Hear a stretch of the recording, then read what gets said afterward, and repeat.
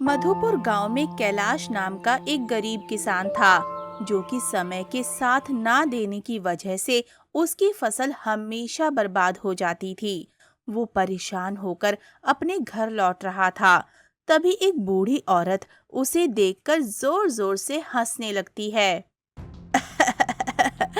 अरे, कहाँ जा रहा है? तेरी तो कुछ ही दिनों में मृत्यु होने वाली है। ये कैसी बकवास बातें कर रही हो? ये भला कैसे हो सकता है? अरे मैं अभी तो अच्छा खासा हूँ, फिर मैं कैसे मरूंगा? मारने वाला कोई और नहीं, बल्कि तेरा ही बेटा होगा। वो तुझे मारेगा और तेरे साथ तेरी पत्नी को भी, और साथ ही पूरे गांव पर खतरा बनकर टूटेगा। इसलिए कुछ ऐसा कर जिससे ये सब रुक जाए। ये क्या सठिया गई हो क्या बुढ़ापे में? हैं? अभी मेरा बेटा सिर्फ 8 साल का है, वो भला मुझे कैसे मार सकता है? दिमाग ठीक तो है तुम्हारा? मेरा कहा हुआ कभी झूठ नहीं होता, और ये सच है। वो बूढ़ी औरत वहां से चली जाती है और कैलाश भी परेशान होकर जाने लगता है। तभी ये बातें महेश सुन लेता है। तो इसका मतलब ये हुआ कि कैलाश के बेटे से पूरे गांव को खतरा है और मुझे ये बात जाकर मुखिया जी को बतानी चाहिए और कैलाश के बेटे को किसी न किसी तरह से तो मारना ही होगा, नहीं तो पूरे गांव वाले खतरे में पड़ जाएंगे। हाँ, जल्दी से जाता हूँ मुखिया जी के पास। इतना कहकर महेश भागकर मुखिया के पास जाता है। मुखिया जी, अरे अरे आ, आ, अरे मुखिया जी, गजब हो गया, गजब। अरे क्या क्या हो गया? सांस तो ले ले, इतना हाफ क्यों रहा है? पहले शांत हो जा, फिर जो बात कहने आया है वो कहना। सांस ले, लंबी लंबी सांस ले। हाँ, अब सुनिए मुखिया जी, कैलाश का जो बेटा है ना, उसकी वजह से हमारे गांव में कहर बरपेगा। मौत का तांडव होगा, तांडव। एक तपस्वी बुढ़िया ने भविष्यवाणी की है और उसने कैलाश को ये बात बताई है। ओ, क्या बात कर रहा है? क्या वाकई में ऐसी भविष्यवाणी हुई है? ओ, तो फिर हमें इस पर जरूर कोई फैसला लेना होगा। वही तो मुखिया जी, उस एक बच्चे की वजह से हम पूरे गांव वाले मुश्किल में नहीं पड़ना चाहते। चलिए, मैं तो कहता हूं अभी के अभी उसे मारना चाहिए। ना रहेगा बांस, ना बजेगी बांसुरी। हाँ। ये बात तुम बिल्कुल ठीक कहते हो। चलो अभी चलते हैं। ऐसे ही कई गांव वाले इकट्ठा हो जाते हैं और सभी कैलाश के घर जाते हैं, पर रास्ते में ही कैलाश मिल जाता है। अरे अरे अरे अरे, आप सब लोग यहाँ पे? क्या बात है? इतने परेशान क्यों लग रहे हैं? क्या समस्या है? देखो कैलाश, हमने सुना है कि एक तपस्वी बुढ़िया ने तुम्हारे बेटे की भविष्यवाणी की है, जो कि ये है कि उसकी वजह से तुम्हारी और तुम्हारे पत्नी की भी मृत्यु होगी और साथ ही साथ गांव में भी सभी की मृत्यु होगी। इस वजह से हम सब ने मिलकर ये फैसला किया है कि तुम्हें अपने बेटे को मारना होगा। क्या? ये आप कैसी बातें कर रहे हैं मुखिया जी? अरे वो मेरा इकलौता बेटा है, इकलौता। उसे मैं कैसे मार सकता हूँ? क्या बात करते हैं आप? हाँ तो ठीक है, अगर तुम्हें अपने बेटे को मारने में दिक्कत है तो हम सब मिलकर तुम्हारे बेटे को मार देंगे। हमें कोई दिक्कत नहीं है और हम तुम्हारे घर और जमीन पर कब्जा कर लेंगे और तुम्हें गांव से निकाल देंगे। क्या? अरे नहीं नहीं नहीं नहीं नहीं नहीं, ऐसा मत कहिए, ऐसा मत कहिए मुखिया जी। वो मेरी एकमात्र उम्मीद है। अगर आप सब उसे भी ले लेंगे तो हम तो जीते जी मर जाएंगे। हमारा घर परिवार सब कुछ तबाह हो जाएगा, सब नष्ट हो जाएगा। ये फालतू के रोने गाने से कुछ नहीं होगा। जल्दी से फैसला लो, या तो बेटे की कुर्बानी से पूरे गांव का भला होगा या तुम्हारे पूरे परिवार को हम लोग मिलकर मारेंगे। हाँ, मुखिया जी बिल्कुल ठीक कह रहे हैं। हम सब तुम्हारे बेटे की वजह से खतरे में क्यों पड़े भाई? क्यों गांव वालों? और नहीं तो क्या, हम खतरे में नहीं पड़ना चाहते। और सुनो, हमारा दिल बड़ा है, इसीलिए हम तुम्हें 1 दिन का वक्त देते हैं। 1 दिन के अंदर तुमने अपने बेटे को खत्म नहीं किया तो इसकी भारी कीमत तुम्हें चुकानी पड़ेगी। याद रखना, ये बात याद रखना। सभी वहां से चले जाते हैं और कैलाश परेशान होकर घर पहुंचता है। अरे राम राम राम, अब मैं करूं तो करूं क्या? ये तो बहुत बड़ा संकट बन गया। अगर मैं अपने बेटे को नहीं मारता तो हमारी जमीन और घर सब चले जाएंगे और ऊपर से गांव वाले सब खतरे में पड़ जाएंगे। ये मैं कहाँ फंस गया? अब मैं क्या करूं, कैसे करूं, समझ नहीं आ रहा। क्या हुआ जी? आप इतने परेशान क्यों लग रहे हैं? सब ठीक तो है ना? मेघा, अरे मैं तुम्हें क्या बताऊं, तुमको पता है आज मैं खेत से लौट रहा था तो एक बूढ़ी औरत मिली। उसने हमें बताया कि हमारा बेटा हम दोनों की हत्या करेगा और साथ ही पूरे गांव वालों पर कहर बनकर टूटेगा। ये कैसी बातें कर रहे हो? भला ऐसा थोड़े ना होता है। हमारा बेटा तो अभी सिर्फ 8 साल का है। आप ये सब दिमाग से निकाल दीजिए। शायद कोई पागल औरत होगी। अरे नहीं भाई, वो कोई पागल औरत नहीं थी। क्या मैं पागल औरत को नहीं जानता क्या? वो बहुत बड़ी ज्ञानी, कोई तपस्वी महात्मा लग रही थी। हाँ, मुझे उसकी बात माननी होगी। मुझे अपने बेटे को मारना होगा। ये आप कैसी बातें कर रहे हो? भला हमारा इकलौता बेटा है, हम उसे कैसे मार सकते हैं? वो भी एक पागल औरत के कहने पर। नहीं नहीं नहीं नहीं मेघा, कुछ भी हो जाए मैंने फैसला कर लिया है। मैं अपने बेटे को मार के रहूंगा। मैं एक जान के बदले पूरे गांव की जान को खतरे में नहीं डाल सकता। मैं सब बताना चाहती हूँ, ये सब जो हो रहा है, पर चाहकर भी आपको नहीं बता सकती। अब मैं क्या करूँ? अरे मुझे पूरे गांव को बचाना है मेघा। एक तरफ पूरा गांव है, एक तरफ मेरा परिवार, मेरा बेटा, मेरे कलेजे का टुकड़ा। हे भगवान, हे भगवान, ये कैसी दुविधा में डाल दी है भगवान। एक तरफ है मेरा बेटा और एक तरफ है गांव वाले। मैं क्या करूं, किसकी सुनूं, कहां जाऊं, क्या करूं? नहीं जी, ऐसा मत करिए। मैं अपने बेटे के बिना टूट जाऊंगी। मैं उसे बहुत प्यार करती हूँ और इसके बिना नहीं रह सकती। ऐसा मत कीजिए। तुम हिम्मत रखो भाग्यवान, हमारा बेटा। सोचो सोचो, एक बेटा मरेगा तो ये उसकी मौत नहीं होगी बल्कि बलिदान होगा। उसके बलिदान से हमारा पूरा गांव सुरक्षित होगा। मैं अपने बेटे की हत्या करके चैन से तो नहीं जी पाऊंगा, पर क्या करूं, मुझे ये करना ही पड़ेगा मेघा, करना ही पड़ेगा। तभी मुखिया वहां पर आ जाता है। तो कैलाश, आखिरकार तुमने क्या फैसला किया? तुम दोनों अपने बेटे की बलि दे रहे हो या नहीं? साफ साफ स्पष्ट बताओ। मुखिया जी, ये बहुत बड़ी दुविधा है। हमें थोड़ा वक्त दीजिए। हम आज ही अपने बेटे की बलि दे देंगे। बहुत अच्छे, बहुत अच्छे। तो ठीक है, गांव वालों के सामने अपने बेटे की बलि देना, ताकि सभी गांव वाले अपने आंख से देख सकें कि हाँ, इस गांव की सबसे बड़ी मुसीबत खत्म हो गई है। नहीं मुखिया जी, मैं नहीं चाहती कि मेरे बेटे का खून कोई देखे। मैं उसे अकेले में मारना चाहती हूँ, क्योंकि मेरा बेटा बहुत मासूम है और उसकी हत्या का तांडव मैं नहीं चाहती कि गांव के और बच्चे देखकर डर जाएं। ये भी ठीक है। ठीक है, तुम सही कह रही हो। तो तुम अकेले में अपने बेटे की बलि दो। ठीक है। इतना कहकर मुखिया वहां से चला जाता है। देखो मेघा, अगर मैंने अपने बेटे को नहीं मारा तो पूरे गांव वाले हमारे बेटे को भूखे भेड़िए की तरह झपट्टा मारेंगे, नोच खाएंगे उसको।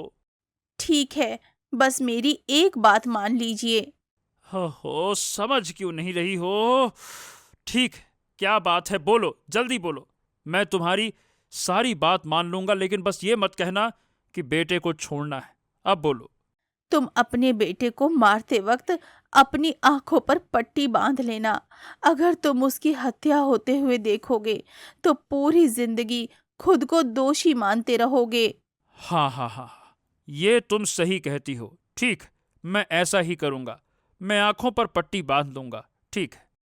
फिर कैलाश अपनी आंखों पर पट्टी बांधकर अपने बेटे की हत्या कर देता है और ऐसे ही कई दिन बीत जाते हैं, लेकिन कैलाश खाना पीना सब छोड़कर बैठ जाता है। अरे मैंने ऐसा कौन सा कर्म किया था भगवान, जो मेरे हाथों मेरे ही इकलौते संतान की हत्या हो गई। मैं तो जीते जी मर गया, जीते जी। अब जीने की बिल्कुल इच्छा नहीं है। अरे मुझे उठा लो, मुझको भी उठा लो, मुझको भी उठा लो। ये आप क्या कर रहे हैं? आप ऐसे खाना पीना छोड़ेंगे तो तबीयत खराब हो जाएगी। मेरी बात मानिए, कुछ खा लीजिए। आप कई दिनों से कुछ भी नहीं खा रहे हैं। नहीं भाग्यवान, मुझे खाना खाने की कोई इच्छा नहीं है। मैं तो बस अपने बेटे के पास जाना चाहता हूँ। मैं एक पापी हूँ, पापी। अपने बेटे को मार कर कैसे खाना खा सकता हूँ? नहीं नहीं नहीं नहीं, मुझसे नहीं होगा।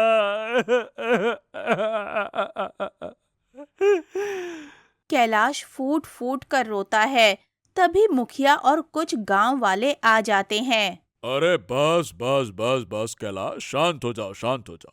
देखो, तुम एक पिता हो और तुम्हारे ऊपर क्या बीत रही होगी हम सब बहुत अच्छे से समझते हैं। और हम यही कहते हैं कि तुम हमें माफ कर दो। मैंने तुम्हें बहुत कम वक्त दिया, पर क्या करें, पूरे गांव का सवाल था, इसलिए हमें जल्दबाजी करनी पड़ी। मुखिया जी, मैं टूट गया हूँ, टूट गया हूँ अपने बेटे की हत्या करके। मुझे जीने की कोई इच्छा नहीं है। आप मेरा गला दबाकर मार क्यों नहीं देते हो मुझको? ए महेश, तू मार डाल। वो रखी है हसिया, काट दे मेरा गला। अपने हाथ से मैं अपनी मौत नहीं कर पा रहा। मार डालो मुझको, मार डालो, मार डालो। अरे बस बस बस बस, हिम्मत रखो कैलाश। तुमने अपने बेटे की हत्या नहीं की है, बल्कि ऐसे सोचो कि तुमने पूरे गांव की भलाई के लिए बलिदान दिया है, ताकि सब खुशी खुशी रह सके। हम सब तुम्हारे दुख में तुम्हारे साथ हैं, पर क्या करें, चाह कर भी तुम्हारा दुख कम नहीं कर सकते हैं। बस कह सकते हैं कि शांत हो जा, शांत हो जा। अच्छा मेघा बेटी, मैं तुम्हारे लिए जो कर सकता था मैंने कर दिया। हम गांव वालों ने तुम्हारे सारे खेतों में फसल बो दी है। कैलाश की हालत देखकर हम सभी को बहुत तरस आया, इसीलिए हमने फैसला किया है कि तुम्हारी हर तरह से मदद करेंगे। हाँ, और तुम्हें चिंता करने की कोई जरूरत नहीं है। हम तुम्हारी फसल काटकर तुम्हारे घर पर ला भी देंगे, चिंता मत करना। आप सबका बहुत बहुत धन्यवाद। आपने हमारा साथ दिया। ओहो, इसमें धन्यवाद की क्या बात है? तुम्हारे पति ने भी अपने बेटे की परवाह नहीं की और पूरे गांव की भलाई का सोचा। धन्यवाद तो हमको करना चाहिए, है ना? ये तो हमारा फर्ज था इंसानियत के नाते। मेरा दिल बहुत बड़ा है बेटी, है ना? हाँ, चलो चलो भाई, चलो चलो चलो सब लोग। वक्त आ गया है, मुझे अब उससे मिलना ही होगा। आधी रात को मेघा घने जंगल की तरफ निकल पड़ती है। तभी जंगल में एक आदमी दिखाई देता है। तुमने ये क्यों किया मदन? अगर तुमने मेरी बात नहीं मानी मेघा, तो देखा नहीं अभी, तुम्हारे पति को तोड़ ही दिया है अपने बेटे की हत्या के शोक में। उसके बाद मैं क्या कर सकता हूं तुम्हें पता है ना? नहीं, तुम ऐसा नहीं कर सकते हो। ये ठीक नहीं है। हाँ, मेरे कहने पर तेरे पति के हाथों से तुम्हारे बेटे की हत्या करवा दी, तो समझ लो कि मैं और क्या क्या कर सकता हूं। तुम्हारे पास अभी भी समय है, मेरी बात मान ले मेघा, नहीं तो तुम्हारे पति को मैं मार दूंगा और फिर तुम्हारे पास और कोई रास्ता नहीं बचेगा मेरी बात मानने के सिवा, समझी? मैं जानती थी ये सब तुमने किया है, पर याद रखो, मैं भी इतनी जल्दी हार मानने वाली नहीं हूँ। ओहो, इतना गुरूर? तुम ऐसा कुछ नहीं कर पाओगे। इतना कहकर मेघा हंसते हुए आगे बढ़ जाती है। आखिरकार ये इतना मुस्कुरा क्यों रही है? क्या कहीं ये कुछ ऐसा तो नहीं जानती जो मुझे नहीं पता है? मुझे इसका पीछा करना चाहिए। जो कुछ भी छिपा है मुझे खुद ही पता चल जाएगा। हाँ। वो चुपके से मेघा का पीछा करता हुआ घने जंगल की ओर बढ़ जाता है और मेघा घने जंगलों की ओर चली जाती है। कुछ दूर जाने के बाद उसे एक बैल मिलता है। हाँ, आओ आओ आओ आओ। मेघा, तुमने अपना कार्य पूरा कर लिया। जैसा मैंने कहा था, तुमने वैसा किया ना। तुमने जैसा कहा था मैंने वैसा ही किया। अब बताओ मेरा बच्चा कहाँ है? सुरक्षित तो है ना? तुम्हारा बच्चा बिल्कुल सही सलामत रखा हुआ है। देखो, सामने जो एक गुफा है, उसी गुफा में तुम्हारा बच्चा है। बहुत बहुत धन्यवाद। मेघा गुफा की तरफ निकल पड़ती है और जैसे ही गुफा में जाती है तभी उसका बेटा राजू रोने लग जाता है। माँ, माँ, माँ, माँ, आप मुझे छोड़कर क्यों चली गई थी? हाँ, हाँ, बताओ ना। मैं आपको बहुत याद कर रहा था। मैं हर पल रो रहा था। अरे मेरे लाल, मेरे राजू, मैं तो तुझसे कभी दूर हो ही नहीं सकती थी। हालात ने मुझे मजबूर कर दिया था। पर देख, तेरी माँ तुझे लेने आ गई है। माँ, मुझे बहुत डर लगता था। मैं सोचता था कि आप मुझे कभी वापस लेने नहीं आओगे और मुझे इस गुफा में बहुत डर भी लगता था। मुझे पिताजी की बहुत याद आती है। माँ, मुझे ले चलो ना पिताजी के पास। मुझे उससे मिलना है। नहीं मेरे बेटे, मैं तुझसे दूर रह ही नहीं सकती। तू मेरी सांसें है। अब चाहे कुछ भी हो जाए, मैं तुझे फिर कभी अकेला नहीं छोड़ूंगी। दोनों रोते हुए एक दूसरे को कसकर गले लगा लेते हैं। तभी उसका पीछा करते हुए वहां पर मदन आ जाता है। ओ, तेरा बच्चा तो मर गया था ना? फिर ये क्या चक्कर है? ये जिंदा कैसे है? जैसे तूने उस तांत्रिक बुढ़िया से मिलकर मेरे पति और गांव वालों को फंसाया था, उसी तरह मैंने अपने बच्चे को बचा लिया। अच्छा, तो तूने इस बच्चे को जान से मारा ही नहीं और इसे यहां छुपाकर रख दिया, क्यों रे? है ना? तू एक माँ की शक्ति को देख। एक माँ अपने ऊपर आ जाए तो अपने बच्चों को कहीं से भी बचा लेती है। फिर तू तो एक धोखेबाज है। तेरी वजह से मैं अपने बच्चे की बलि कैसे चढ़ने देती? ये कौन है माँ? और ये इस तरह से बातें क्यों कर रहा है? कौन हो तुम? चले जाओ यहाँ से, समझे?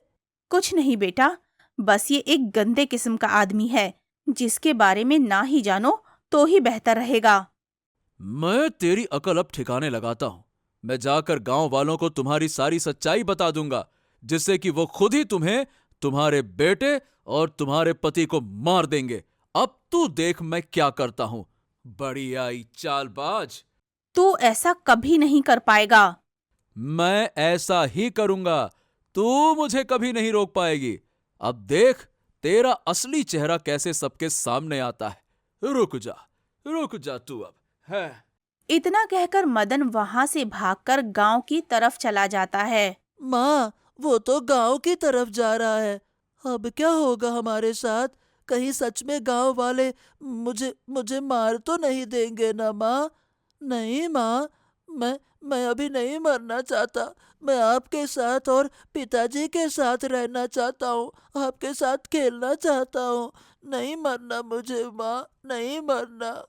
कुछ नहीं होगा बेटा, मैं हूं ना, तुम्हें कुछ नहीं होने दूंगी। तभी वहां पर बैल आ जाता है। सुनो, वो जाकर अब गांव वालों को तुम्हारी सच्चाई बता देगा, जिससे कि गांव वाले गुस्से में आग बबूला हो जाएंगे और तुम्हारे बेटे को जान से मार सकते हैं। अब मैं क्या करूं? अब मैं गांव वालों का गुस्सा कैसे शांत करूंगी? वो लोग तो मदन की बात सुनकर मेरे बेटे के साथ पता नहीं क्या करेंगे। तुम ही मुझे कोई रास्ता बताओ ताकि मैं अपने बेटे को बचा सकूं। सुनो, मैं तुम्हें एक फूल के बारे में बताता हूँ। वो एक ऐसा फूल है जिसकी खुशबू से गांव वाले तुम पर गुस्सा नहीं करेंगे और तुम्हारी बातें आराम से सुनेंगे। ठीक है, पर वो फूल कहाँ होगा? मुझे बताइए, मुझे वो फूल चाहिए ताकि मैं गांव वालों को सब बात समझा सकूं। सुनो, फूल पाने के लिए तुम्हें कोई कीमती चीज उसके पास देना होगा, क्योंकि बिना कीमती चीज दिए वो फूल नहीं देता है। मेरे पास अभी कुछ कीमती नहीं है, सिवाय मेरे प्राण के। मैं अपने प्राण देने को तैयार हूँ। बस मुझे वो फूल ला दो। ठीक है, वो फूल लाकर देता हूं, तुम यहीं रुको, मैं लेकर आता हूं। माँ, ये बैल किस फूल के बारे में बात कर रहा था? आखिर आखिर ऐसा कौन सा फूल है? बेटा, उसी फूल की मदद से मैं उस मक्कार मदन की सच्चाई सबके सामने ला सकती हूँ। ओह, फिर तो ये बहुत अच्छी बात है माँ। फिर थोड़ी ही देर में वो बैल फूल लेकर आ जाता है। हाँ, ये लो, ये मैं फूल ले आया हूं। तुम्हें ये फूल कहाँ से मिला है? तुमने क्या बलिदान किया है? तुमने ही तो कहा था कि कोई कीमती चीज लेने के बाद ही ये फूल मिलता है। बताओ, तुमने ऐसा मेरे लिए क्या कुर्बान किया? तुम उसकी फिक्र मत करो, मैंने क्या बलिदान किया है, समय आने पर तुम्हें सब पता चल जाएगा। अभी बस अपने बेटे और अपने पति को बचाने पर ध्यान दो। जाओ। बहुत बहुत धन्यवाद। तुम मेरी बहुत मदद कर रहे हो। तुमने भी तो मेरी बहुत मदद की है ना, ये तो मेरा फर्ज है। जाओ जाओ जाओ जाओ जाओ जाओ। अब मुझे जाना चाहिए। माँ, ये बैल कौन था?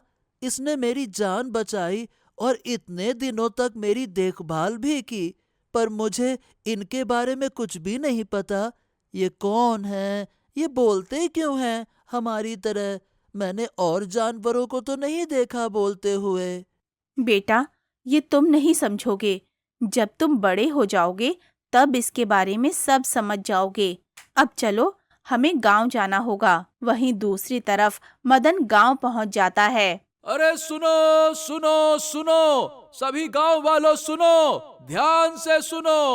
ये कैलाश का बेटा मरा नहीं है, वो जिंदा है, जिंदा। उसकी पत्नी ने हम सबको धोखा दिया है, क्योंकि उसने अपने बेटे को जिंदा रखा और हमें मौत के तांडव में डाल दिया। इसकी वजह कोई और नहीं बल्कि कैलाश की पत्नी है, पत्नी मेघा। वही इसकी जिम्मेदार है। क्या कहा? उसकी पत्नी ने अपने बेटे को बचा लिया? नहीं नहीं नहीं नहीं नहीं नहीं, उसने साफ साफ धोखा दिया है। इसे हम जीवित नहीं छोड़ेंगे। गांव वालों, अब कोई मौका नहीं दिया जाएगा। बिल्कुल मुखिया जी, आप बिल्कुल ठीक कह रहे हैं। उसने अपने बेटे को बचाने के लिए हम सबकी जान को खतरे में डाल दिया है।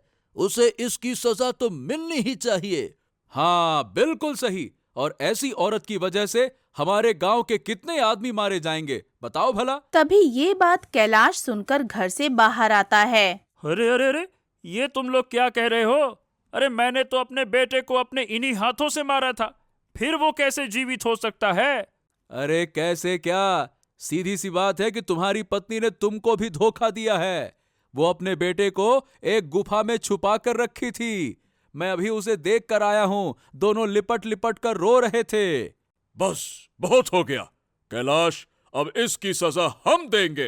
तुम्हारे बेटे को हम सब मिलकर मारेंगे और तुम्हारी पत्नी को भी इसकी कड़ी से कड़ी सजा देंगे।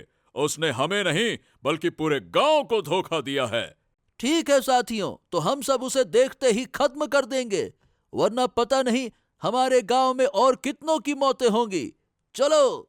तभी मेघा अपने बेटे के साथ वहां पर आ जाती है और एक गांव वाला चाकू लेकर दौड़ता है और राजू को मारने की कोशिश करता है। तभी मेघा वो फूल निकालकर उस व्यक्ति के आगे रख देती है। रुको!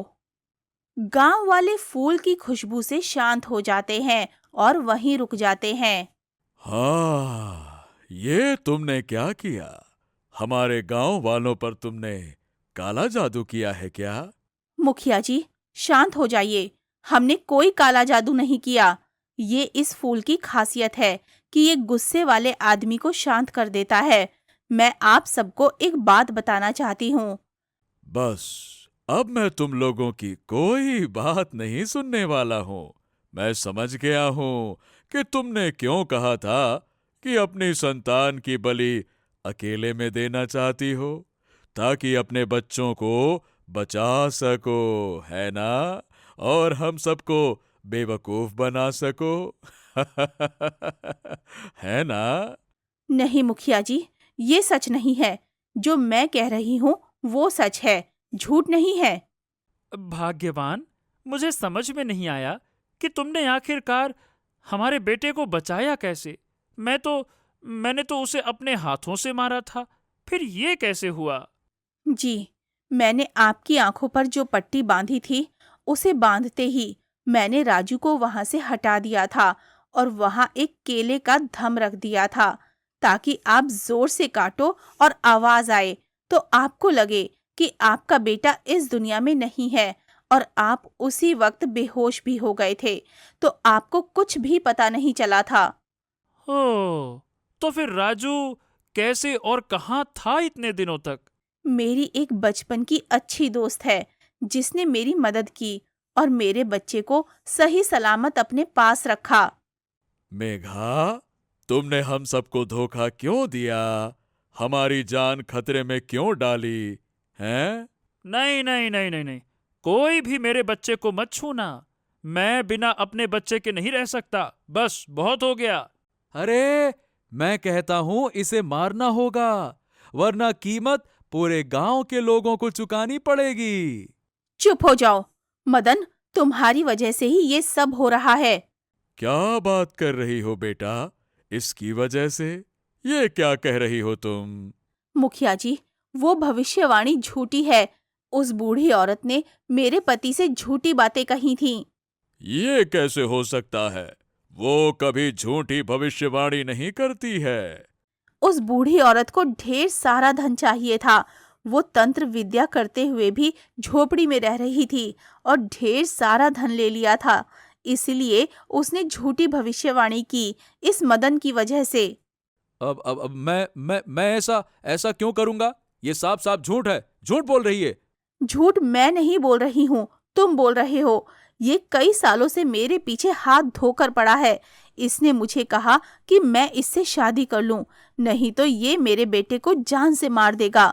मैंने इसकी बात नहीं मानी तो इसने उस बुढ़िया के साथ मिलकर हमारे बेटे को मारना चाहा, ताकि मैं शादी के लिए हाँ कर दूं। अरे, तुम्हारी इतनी हिम्मत! मेरी पत्नी के साथ तूने ऐसा किया? मैं तुझे जीवित नहीं छोड़ूंगा। रुक जा, रुक जा। अरे, तुम झूठ बोल रही हो। मैंने ऐसा कुछ नहीं किया। रुको, अरे अरे अरे अरे। इतना कहकर मदन वहां से भाग जाता है। अगर ये सच है बेटा, तो तुमने हमें इतने दिनों से क्यों नहीं बताया? क्योंकि उसने मुझे धमकी दी थी। अगर मैंने ये बात किसी को भी बताई तो वो मेरे पति को मार देगा। चलो, इसका भाई जमींदार इसका फैसला करेगा और तुम्हें न्याय दिलाएगा। चलो मेरे साथ, चलो। ओ हो, क्या बात है, क्या बात है। आप इतने सारे लोग एक साथ, बताइए कैसे आना हुआ? जमींदार, आपके भाई मदन ने मेघा के साथ बिल्कुल भी ठीक नहीं किया। हैं? ऐसा क्यों कह रहे हैं? मुखिया जी, ऐसा क्या कर दिया मेरे भाई ने? वो मुझ पर गलत नियत रखता था और मुझे शादी करने के लिए मजबूर करना चाहता था। इसीलिए उसने मेरे बच्चे को मारना चाहा। सच है, ऐसा ही किया है उसने, मेरी पत्नी और मेरे बच्चे के साथ। मैं तो जीते जी मर गया था, मेरा कलेजा फट गया था। लेकिन अब मेरी पत्नी की वजह से जीने की एक वजह तो मिली है मुझे। मेरे बेटे के लिए मैं टूट चुका था, लेकिन ये सब तुम्हारे भाई की चाल थी, ये मुझे नहीं पता था। उसे घर से चुपचाप बाहर निकालो, नहीं तो हम लोग घर में घुसकर उसकी जान ले लेंगे। निकालो बाहर उसको। हाँ, कैलाश बिल्कुल ठीक कह रहा है। जल्दी से अपने भाई को घर से बाहर निकालो, बुलाओ उसे। अरे अच्छा, ठीक है। सब लोग शांत हो जाओ, शांत। मैं उसे घर के अंदर से लेकर आता हूँ। रुको। हे मदन, ये बाहर सब लोग भीड़ क्यों लगाए खड़े हैं? तुमने क्या किया है? साफ साफ जल्दी बताओ। जी आप तो हर वक्त मेरे देवर के पीछे रहते हैं। ये मासूम है, ये भला क्या बिगाड़ सकता है? अरे तू तो चुप कर भाग्यवान। ये सब तेरे ही लालच और प्यार का नतीजा है। ज्यादा लाड़ कर रही थी ना उसको, ले अब। हाँ, नहीं तो अगर मैंने कोई फैसला नहीं लिया तो सभी हमारे घर में घुसकर तोड़ फोड़ कर देंगे और इसको मारेंगे अलग से। भैया भैया मैंने कुछ नहीं किया। ये सब लोग झूठ बोल रहे हैं। अच्छा, तो पूरा गांव एक साथ मिलकर झूठ बोल रहा है और तू एक अकेला राजा हरिश्चंद्र की औलाद है जो सच का देवता बना बैठा है। क्यों रे झूठे, हैं? आप छोड़ दीजिए मेरे देवर को। उसके साथ ऐसा क्यों कर रहे हैं? ये गांव वाले सब झूठ बोल रहे हैं। ये मेरे देवर की खूबसूरती से जलते हैं। उनकी बातों पर विश्वास मत कीजिए। अरे चुप रहो। अगर एक शब्द और बोली ना तो मुझसे बुरा कोई नहीं होगा। इसलिए शांत होकर घर के अंदर चली जाओ। अरे तू रुक जा, मैं तुझे अभी जीवित नहीं छोड़ूंगा। अरे तेरी हिम्मत कैसे हुई मेरे परिवार के साथ ऐसा करने की? तेरी तो रुक जा। अरे बस बस बस बस बस, ठीक है ठीक है ठीक है, रुको रुको, शांत शांत शांत। मैं अपने भाई को गांव और घर दोनों से निकालता हूं। ये मेरा फैसला है। क्या? ये आप क्या कर रहे हैं भैया? भैया भैया भैया भैया मैं कहाँ जाऊंगा? मैं तो किसी को जानता भी नहीं हूँ। मुझे माफ कर दो, मुझसे गलती हो गई। अब से मैं कभी ऐसा नहीं करूंगा। माफ कर दो भैया, माफ कर दो। शांत हो जा। तुझे ये सब कुछ, ये पूरा का पूरा कांड करने से पहले सोचना चाहिए था। अब गांव में ऐसी हरकतें मत करना। चुपचाप यहां से निकल जा। हमें तुझसे कोई मतलब नहीं। ना हम तुझे जानते, ना तू हमें जान। बस जा यहां से। मदन वहां से चला जाता है। हाँ, मेघा बेटा, सुनकर बहुत बुरा लगा। मेरे भाई की वजह से तुम्हें इतना अपमान और कष्ट सहना पड़ा। अब ऐसा कभी नहीं होगा। मैं स्वयं हाथ जोड़कर माफी मांगता हूं। माफ कर दो अब। हाँ, मान गए मेघा, मान गए। तुम्हारी चालाकी से तुमने अपने बेटे को बचाया और इस नालायक को सजा दिलवाई। वाकई में तुम बहुत चतुर हो। हर महिला को तुम्हारे जैसा ही चतुर होना चाहिए। शाबाश शाबाश। ये तो कुछ नहीं था जी।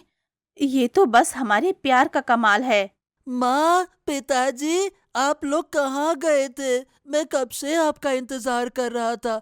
आप दोनों से अब मैं एक पल भी दूर रहना बर्दाश्त नहीं कर पाऊंगा। पिताजी, पिताजी, आप मुझे कभी भी अपने से अलग मत करना। मुझे यहाँ अच्छा नहीं लग रहा था। मैं तो कब से मम्मी से बोल रहा था कि पिताजी से मिलवाओ मिलवाओ। हाँ बेटे, मुझे माफ कर दे। मैं झूठी भविष्यवाणी के चक्कर में तुम्हें मारने चला था। मैं क्या कहूँ, मैं शर्मिंदा हूँ। माफ कर दे बेटे, माफ कर दे। नहीं पिताजी, कोई बात नहीं। मुझे ना आपसे कोई शिकायत नहीं है। जो हुआ वो समय की मार थी। अब हम सब हमेशा खुश रहेंगे। हम साथ हैं तो सब अच्छा है। हाँ बेटा, अब हमें कोई तकलीफ नहीं होगी।